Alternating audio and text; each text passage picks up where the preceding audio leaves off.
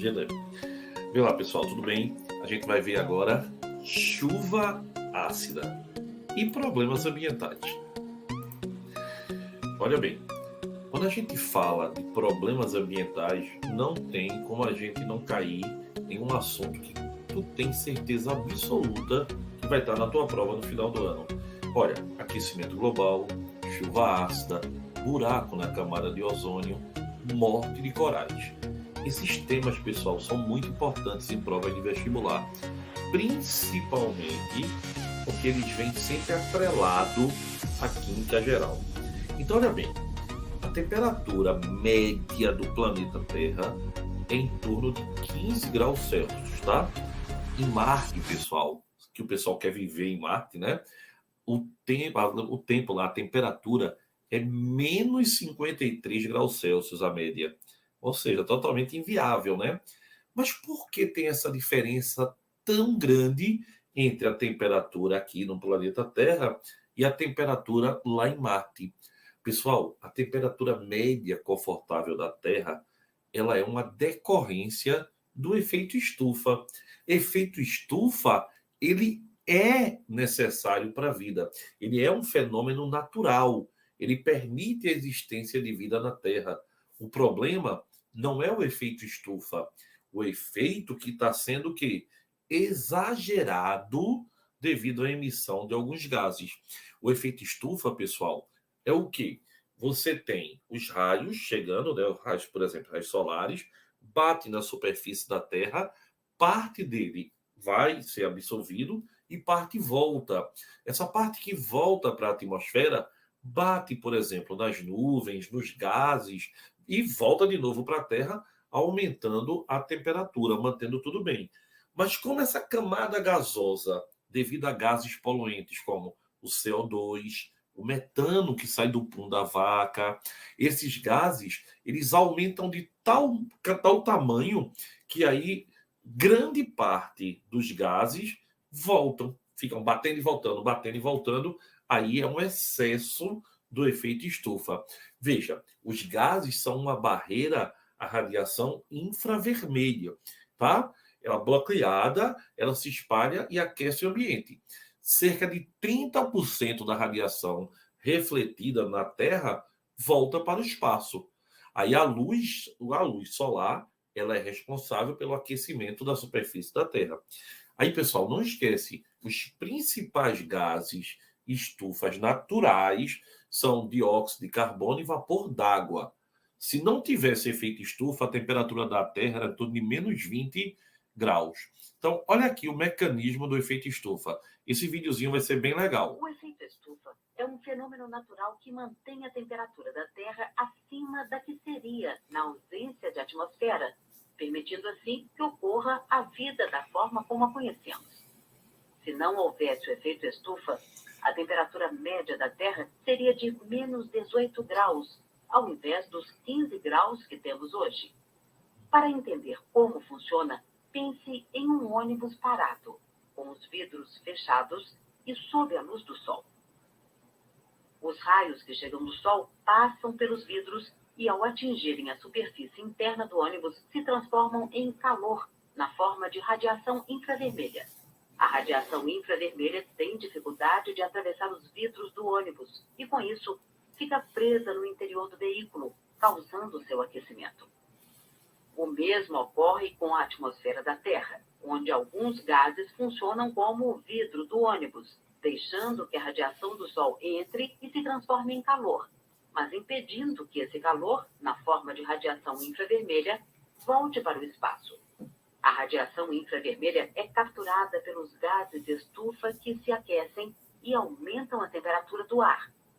Os principais gases estufa são o vapor da água e o gás carbônico. O balanço de energia. Da forma como está composto atualmente, o sistema Terra-atmosfera está em equilíbrio, pois toda a energia que entra é igual à que sai. De toda a radiação solar que atinge a Terra, 30% é refletida antes de atingir o solo, 70% é absorvida e convertida em calor. Para que o equilíbrio energético seja mantido, toda essa radiação deverá ser emitida de volta para o espaço. Mas se houver um aumento da concentração do gás carbônico, poderá ocorrer um aumento do efeito estufa e, portanto, sairá menos radiação do que entra. Essa diferença causará o aquecimento da baixa atmosfera, aumentando a temperatura média da Terra e causando possíveis desequilíbrios ambientais. Mesmo que o dióxido de carbono esteja em baixas concentrações na atmosfera, a sua importância para o efeito estufa é fundamental. Então, pessoal, é importante entender isso, tá? O efeito estufa, ele é necessário. O problema é o excesso de CO2 por culpa da queima de combustíveis fósseis, é o excesso de metano por culpa de grandes o quê? Grandes fazendas com ruminantes liberando gás metano. Então, olha aqui, não esquece isso, é importante Terra e você a Lua entender estão isso aí, ó. basicamente na mesma distância do Sol, e mesmo assim, a temperatura média na Lua é de 18 graus negativos. E pior ainda, varia de 170 graus negativos durante a noite a 100 graus positivos durante o dia, frequentemente superando as temperaturas mais quentes e mais frias já registradas na Terra. E enquanto os dias e noites na Lua são cerca de 14 vezes maiores do que na Terra, a relativamente rápida rotação do nosso planeta não é o que nos salva dessas temperaturas malucas. O que nos protege é a nossa atmosfera. Durante o dia, ela serve como um escudo, bloqueando os raios solares mais nocivos e cerca de 1/3 da luz.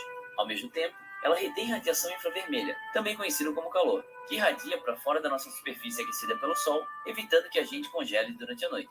Para que a nossa atmosfera absorva qualquer tipo de radiação, ela precisa ter algumas partículas eletricamente carregadas para que as ondas eletromagnéticas trabalhem. E a maior parte da nossa atmosfera é composta de moléculas de gases que não têm uma carga elétrica. Elas todas têm um número equilibrado de prótons positivos e elétrons negativos. Mas algumas moléculas mantêm a maioria dos seus elétrons negativamente carregados de um lado, criando um desequilíbrio que permite balançar de um lado para o outro, absorvendo a energia de raios infravermelhos que passam por ali. Por exemplo, a água, o ozônio e o óxido nitroso são todos desequilibrados eletricamente, então todos conseguem absorver a radiação infravermelha. Depois, há gases como o dióxido de carbono e o metano. Teoricamente, nenhum deles é desequilibrado para os lados, então eles não parecem capazes de absorver qualquer calor. Mas, na verdade, moléculas de gases não ficam imóveis. Elas esbarram umas nas outras bilhões de vezes por segundo, se jogando para todos os lados, vibrando e girando. E acontece que ambas as moléculas de dióxido de carbono e metano passam a maior parte do tempo dançando, permitindo que elas absorvam os raios infravermelhos e ajudem a isolar a Terra. Mesmo que muitos diferentes tipos de moléculas possam absorver radiação infravermelha, a grande maioria da nossa atmosfera não consegue, pois é feita de nitrogênio e oxigênio, que não possuem o desequilíbrio em sua carga mesmo quando vibram. De qualquer maneira, aquele 1% estável absorve tão bem os raios que consegue interceptar cerca de 90% do calor que tenta escapar da Terra. Cada raio capturado faz um passeio pela atmosfera e a maioria acaba retornando para a superfície pelo menos uma vez antes de escapar para o espaço. Nós não precisamos visitar a Lua durante uma noite congelante para saber o quão importante esse jogo de pinball com os raios é importante para a Terra. Registros de temperatura dos nossos climas mais frios mostram que pequenas variações do dióxido de carbono produzem grandes mudanças na temperatura. Eles mostram também que, em comparação com os últimos 800 mil anos, o jogo hoje é muito, muito mais difícil. Pessoal, A Terra e a eu quero que vocês entendam uma coisa bem simples. Moléculas polares, elas dançam com mais facilidade. Água, não é? NO. Agora, moléculas apolares, como O2, não é? CO2, N2, elas só têm dipolos se for um dipolo momentâneo. Não tem, elas não são polares, elas são apolares. Por isso, a dificuldade em relação ao efeito estufa. Mas olha que coisa interessante. Pessoal, é uma irresponsabilidade. A gente tem que ver, a gente tem que escutar governantes e algumas das pessoas serem negacionistas. Isso é uma coisa provada quimicamente, tá? Isso não é discussão política, isso é ciência, cientificamente comprovado. Nos últimos séculos, a ação do homem vem promovendo na atmosfera, pessoal, o aumento do CO2. Os combustíveis fósseis, gasolina, querosene, óleo diesel, tá? Eles são um dos grandes responsáveis da emissão de CO2. Isso é chamada de ação antropogênica, a ação do homem sobre o meio ambiente. Ela é uma das grandes responsáveis, a maior de todas, sobre o efeito do aumento da temperatura global pelo efeito estufa. A curva aqui, ó, ela é absolutamente crescente e ela cresce muito mais depois de quê, pessoal? Depois que a gente tem a Revolução Industrial. Outro fator fundamental e triste são as queimadas, né? Isso, pessoal, a política negacionista está por trás dela, não é só ignorância, não. É muito pior do que isso. São pessoas que servem a grupos que, na verdade, querem o quê? Querem só ter lucro, lucro, lucro, em detrimento de que se a Terra acabar, problema, não vou estar aqui. Então a gente vive uma catástrofe que todos nós estamos presenciando. Não tem água, com a falta de água, falta luz, um planeta totalmente desequilibrado, principalmente em países que não são desenvolvidos, como é o caso do nosso país, né? Então a gente tem aqui, ó, o aumento da concentração de CO2 entre 1958 e 2020 no Havaí. Olha para cá, pessoal. É uma coisa absurda, absurda. Ó. Em partes por milhão, passou de 320 para mais de 500. É muito, muito grande, tá? E aí o que é que acontece? O CO2 ele é absorvido na fotossíntese e é absorvido pelo mar. Aí você polui o mar, não vai ter o mar para ajudar. Derruba as florestas, não vai ter floresta para fazer fotossíntese. E aí o que acontece é só aumentar a concentração de CO2 na atmosfera e com isso aumentar o efeito estufa, o que leva a um aquecimento global. Aquecimento da temperatura da Terra. Então, destruição de áreas verdes, queimadas, industrialização irresponsável, queima de combustíveis fósseis, fábrica de cimento. As fábricas de cimento são muito poluentes, tá? Também ajudam nessa destruição da Terra. Então, pessoal, a gente tem aqui, ó, infelizmente, a Terra com o aumento da temperatura inegável. Todo mundo sabe o que está acontecendo, né? Olha, 10 bilhões de toneladas de CO2 por ano. Então, pessoal, mas não é só o CO2, tá? Lembre-se, CH4, onde você vai ter principalmente nos animais, quando liberam pelo pum, né? Os ruminantes, e esse gás ele é 17 vezes mais poluente do que o CO2. Tem o N2O, nitrogênio é muito responsável em relação à agricultura. Então, o ciclo de nitrogênio na agricultura intensiva e os clorofluorcarbonados, que eram os gases dos aerosóis, né? Que muitos países ainda usam, principalmente os países mais pobres. Então, esses gráficos aqui mostram, ó, pessoal, dióxido de carbono. Olha a China, olha os Estados Unidos. Por isso que os Estados Unidos têm, por exemplo, fases que o governo é negacionista. Por quê? Ele vai deixar de produzir? Não, não vai deixar de produzir. A China é comunista, então eles nem falam, né? Mas olha para cá, olha a Índia, olha a Rússia. Aí você vê, pessoal, os países mais desenvolvidos contribuem e muito para a desgraça aí do efeito estufa. E lembre-se, tá? Isso aqui é sempre importante. As emissões bovinas tem mais boi do que gente no Brasil, criado de forma extensiva, jogada no pasto. Então, isso aí, ó, é cerca de 20 vezes pior do que o CO2. E olha que os vestibulares adoram falar disso aqui, tá bom? Então, pessoal, só mais aqui, ó, rapidamente eu vou comentar, ó, o aquecimento global é uma das maiores problemas aí, ó. Igual a gás metano. Gás metano igual 20 vezes mais forte que CO2. Uma vaca igual a 250 gramas de metano no ar. 1,4 bilhão de vacas no mundo igual a 350 mil toneladas de gás metano no ar.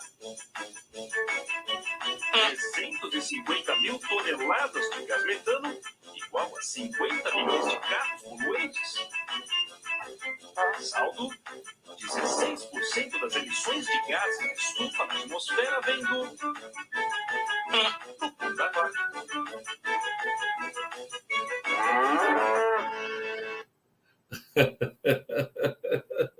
Só para a gente aqui, né? Então, qual é a consequência? Derretimento da calota polar, aumento médio do oceano, né? Que ela já vai caindo e vai aumentando o oceano, mudanças climáticas, e isso aí vai dar o final de várias espécies, né? Então, pessoal, o aquecimento global é uma realidade e a gente já sabe por quê, né? Olha aí, pessoal. Fuligem tem papel subestimado no aquecimento global. Fuligem, né? O carbono que sai aí, o carbono chamado negro de fumo, ele é o segundo poluente de maior impacto para o aquecimento global. Só perde para o CO2, está na frente até do metano, tá? Vê por aí. E, pessoal, esse aí, a gente quando tem, por exemplo, como está tendo aqui no Brasil uma crise energética, eles ligam as termoelétricas. Termoelétrica queima carvão, né? E carvão libera muita fuligem. Então, você vai ter aí um problema sério também de poluição. Os aerosóis, pessoal, embora no Brasil seja proibido, né? Eu não sei nem se o atual momento se liberaram, não se usava, não se podia usar mais clorofluorcarbonados, que eles derrubam mesmo, quebram a camada de ozônio. E levam ao quê? A morte dos corais, porque acidifica. CO2 é um óxido ácido. Como ele é um óxido ácido, o oceano é o grande pulmão do planeta, tá? Não é a floresta, não, é o oceano. Então ele absorve esse CO2, aumenta muito a acidez e aí mata os corais. Morreu o coral, por exemplo, na Austrália, vai demorar centenas de anos para que ele seja reconstituído, né? Pessoal, a morte dos corais é chamado de branqueamento, tá? Branqueamento de corais. Olha para aí, pessoal. Muitos corais da Grande Barreira na Austrália estão morrendo por doenças ou pela ação de predadores. O Recife enfrenta o mais grave caso de branqueamento de sua história. Uma faixa completa sofreu este processo na parte norte da massa de biodiversidade, que tem 2.300 quilômetros de comprimento. Caracóis que se alimentam de corais se reúnem ao redor dos sobreviventes e os mais debilitados são mais propensos às doenças. Segundo cientistas, a massa de corais vivos que cobre o Recife caiu de 40% em março para 5%. O fenômeno é uma reação a condições anormais do entorno, como o aumento da temperatura da água, que Pessoal, é absurdo, né, o que está acontecendo. É triste também. Então a gente tem aí. E agora vamos falar um pouco da chuva ácida, né? A chuva ácida já é outro fenômeno. Veja, preste atenção no que eu estou dizendo. Toda chuva é levemente ácida. Toda chuva ela é levemente ácida. Mas a gente só considera chuva ácida se o pH dela, que é a medida da acidez, for menor do que 5,6. Aí você pode perguntar, mas Guga, por que toda chuva é levemente ácida? Porque a chuva, pessoal, tem o CO2. CO2 forma H2CO3. Mas é muito fraco esse ácido. Então a gente não considera, preste atenção, a gente não considera a chuva com CO2 ácida. Para ser ácida, o pH tem que ser menor do que 5,6, tá? Aí, pessoal, a principal fonte que emite gases da chuva ácida são gases do enxofre. Enxofre, SO2, SO3. Então, a queima de carvão mineral da termoelétrica também libera enxofre, porque enxofre é uma impureza que existe muito fortemente nos gases do petróleo. Os óxidos de nitrogênio também são formados durante o aquecimento do ar, também são responsáveis pela chuva ácida. Eles também são liberados em caldeiras, que são grandes fornos, né? E dentro de motores a combustão. Então não esquece, chuva ácida, a gente só considera a chuva ácida quando ela tem o quê? Um ácido forte na formação dela aqui, ó. O enxofre da SO2. SO2 é um óxido ácido, reage com oxigênio, forma SO3. E SO3 cai na água, formando ácido sulfúrico. Olha aqui, o nitrogênio da combustão dos motores da NO2, da NO. O NO reage da NO2 e o NO2 reage com água, dando HNO2 e HNO3. Também, ó, ácido nitroso e ácido nítrico. Aí a chuva é ácida. Chuva ácida, pessoal, ela cai muito, né, diluída na água. Mas aí, olha, ela é uma chuva que, para pessoas mais jovens e mais velhas, causa problema sério de respiração, problema de queimaduras, tá? E um detalhe, vê que coisa interessante. A chuva ácida, ela prejudica também muito a questão da engenharia, né? Os prédios, as frentes dos prédios.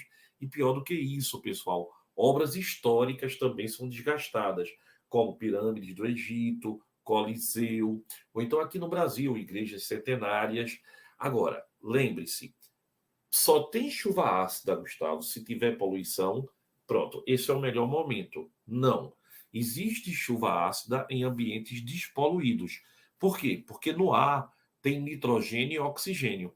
Então, imagine que você está num lugar onde não tem uma poluição considerável, um lugar mais ameno. Mas, mesmo assim, o nitrogênio e o oxigênio do ar, segundo atividade muito forte, relâmpago, raio, aí faz o quê? Esse aí produz gases de nitrogênio que na chuva viram uma chuva ácida. Então, os óxidos de nitrogênio, eles podem ser formados pela decomposição de vegetais e animais. E também durante tempestades, a energia das descargas elétricas, os raios, provoca a formação de óxidos de nitrogênio que dão origem à chuva ácida. Então, a chuva ácida em ambiente despoluído, sim, tá? E outros são, vocês estão acompanhando, né? No ano 2021, está tendo aí um grande vulcão. Vai ter um tsunami no Nordeste brasileiro, tal. Não, graças a Deus não aconteceu, né? Então, pessoal, por exemplo, na erupção de um vulcão, você tem a liberação de gases de enxofre. E esses gases de enxofre produzem, como a gente viu agora, uma chuva consideravelmente ácida, né? Então, pessoal, consequência da chuva ácida, aumento da acidez de rios e lagos, aumento da acidez de solo, isso leva à morte de peixes e plantas, corrosão de estruturas metálicas e de concreto e corrosão de monumentos de mármore. Então, aqui, estátua de mármore corroída pela ação da chuva ácida. Olha os peixes mortos também. Alterou o pH, altera tudo, né? Aqui, pessoal, é uma pequena simulação do Manual do Mundo sobre chuva ácida. Vê que interessante, O enxofre em pó é aquecido, depois ele coloca no recipiente fechado uma flor. E aí, vê, pessoal, com uma colher. À medida que a acidez aumenta, a planta é como se fosse queimada. Vai morrendo mesmo, né? 30 minutos depois, olha a diferença, pessoal. Isso é um experimento, né? Então dá para a gente ver claramente o problema da chuva ácida ao nosso alcance. E aí a camada de ozônio. A camada de ozônio, lembre-se, protege a vida da radiação ultravioleta, tá? Essa daí não tem nada a ver nesse momento com a chuva ácida. E sim com aqueles gases que a gente conhece, por exemplo, do desodorante, do aerosol, né? O clorofluorcarbonato, que destrói a camada de ozônio. Esses gases são chamados de gases CFCs,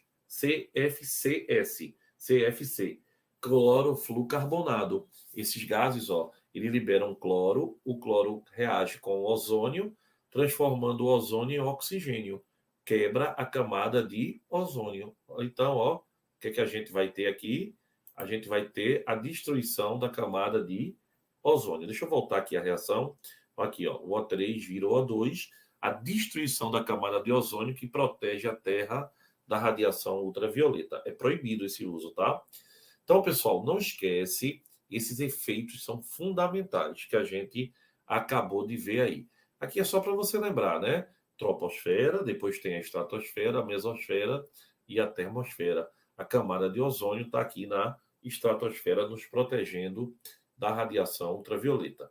E aqui o que eu falei, A maior ameaça à camada de ozônio vem do CFC, o composto químico clorofluorcarboneto usado em refrigeradores, condicionadores de ar e como propelente em latas de spray. Quando é liberado na troposfera, o CFC mistura-se com o ar e alcança as camadas mais altas da atmosfera. Na estratosfera, o CFC atinge a camada de ozônio, que funciona como um filtro que protege a Terra da radiação ultravioleta emitida pelo Sol. A exposição do CFC à radiação ultravioleta quebra o composto e libera o cloro. O cloro destrói a molécula do ozônio. Um único átomo é capaz de destruir milhares de moléculas de ozônio. A camada de ozônio já apresenta um buraco na Antártica, o que aumenta a radiação ultravioleta na superfície da Terra e ameaça a vida no planeta. Então, pessoal, não é brincadeira, né? É bem sério todos esses fenômenos que a gente está vendo aí. E olha, hoje em dia se troca os gases CFCs, né, por gases de hidrocarbonetos, propano, butano e metilpropano. O buraco da camada de ozônio só aumenta, tá? Então, parece uma piadinha, mas não é, tá? A maior ameaça à camada de ozônio do século XXI é um gás chamado gás hilariante, ou N2O. É o óxido nitroso. Gustavo, por que ele é gás hilariante? Ele deixa o povo feliz, é?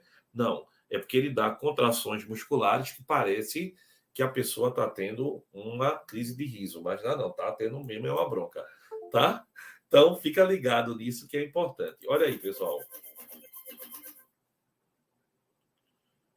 Pequenininho esse vídeo sobre a camada de ozônio. Da atmosfera, se espera que a camada de ozônio volte ao seu nível de antes de 1980, de 2050 a 2055.